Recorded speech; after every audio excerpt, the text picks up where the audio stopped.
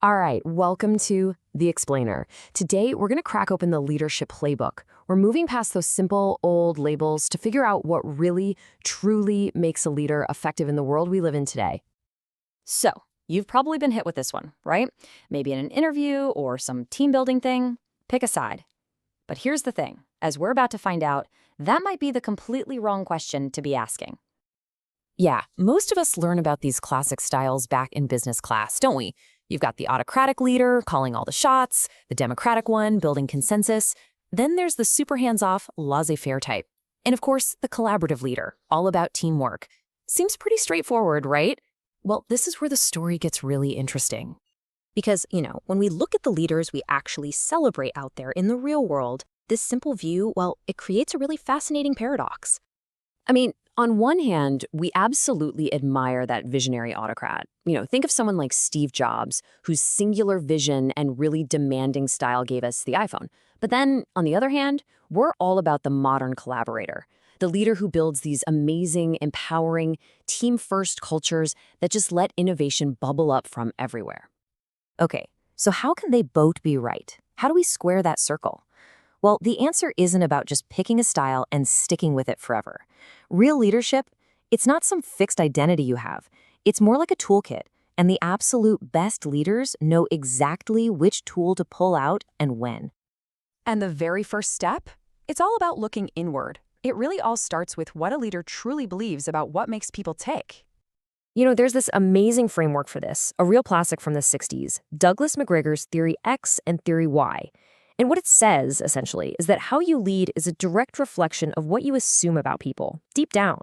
So, a Theory X leader? They basically assume people are kind of lazy, they don't like to work, and they need to be watched like a hawk to get anything done.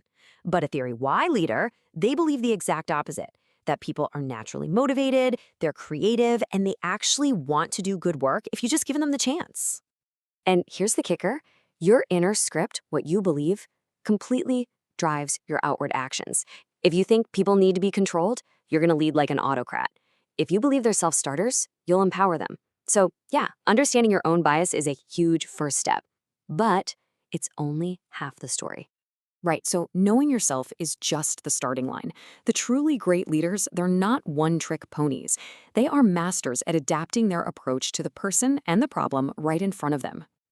And this is where a model like the Hersey-Blanchard situational leadership model becomes such a game changer.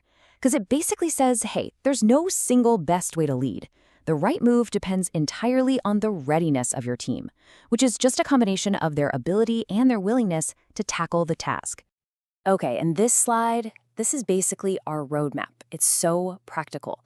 You start by figuring out where your team is at. Are they brand new, maybe a little unsure? That's low readiness. So you use S1, telling. You give them crystal clear directions. What if they're super keen but still learning the ropes? That calls for S2, selling, where you explain the why behind things.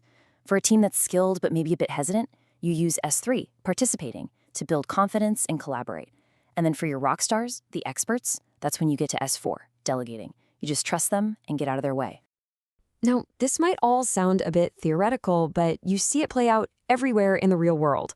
So to make this super concrete, let's look at two absolute titans of e-commerce who have famously different playbooks. First up, we've got the Canadian tech powerhouse, Shopify. They've very deliberately built a leadership culture that's pretty unique. And this quote from their CEO, Toby Lutke, it says it all. He's not trying to create a big, cozy family. He's building a pro sports team. Everyone's expected to be an expert in their position and perform at the absolute highest level. And you can see how this perfectly illustrates that Theory Y approach we talked about. Lutke's core belief is that his people are self-motivated and brilliant, so the company's go-to styles are participating and delegating, giving teams tons of autonomy. But they're not rigid, they're adaptable, shifting over to a selling style to get everyone on board with big strategic changes. Okay, now let's flip the coin and look at the global behemoth, Amazon. A company built on a culture that is legendary for its intensity and its obsession with metrics. So Amazon's leadership on the operations side, like in their fulfillment centers, yeah, it often leans into those Theory X assumptions, that you need tight controls to manage at that massive scale. Jeff Bezos' main style was telling, setting an unmistakable vision like customer obsession and demanding perfect execution. But here's what's so interesting. Even a company like Amazon is situational. For their expert teams, the ones that built something as radical as AWS, they switched to a highly delegating style. So there you have it. Two titans, two totally different playbooks, and both are just wildly successful. And that's the proof right there. Success doesn't come from finding the one best style. It's all about that strategic alignment, matching your leadership to your goals, your industry, and your people. Okay, so we've gone through the theory, we've looked at it in practice. What does this all mean for you, for your own career? All right, here are the 3 things to really take with you. First, and this is huge, remember that leadership is a verb, not a noun. It's about what you do. Second, your deep down assumptions are what drive your actions, so get really honest about what you believe. And third, and maybe most importantly, context is king. The best leaders are like detectives, always diagnosing the situation before they act. And you know, as we look to the future, this skill, this adaptability, it's only going to become more and more vital. In an age of AI, a leader's real value won't be in having all the answers.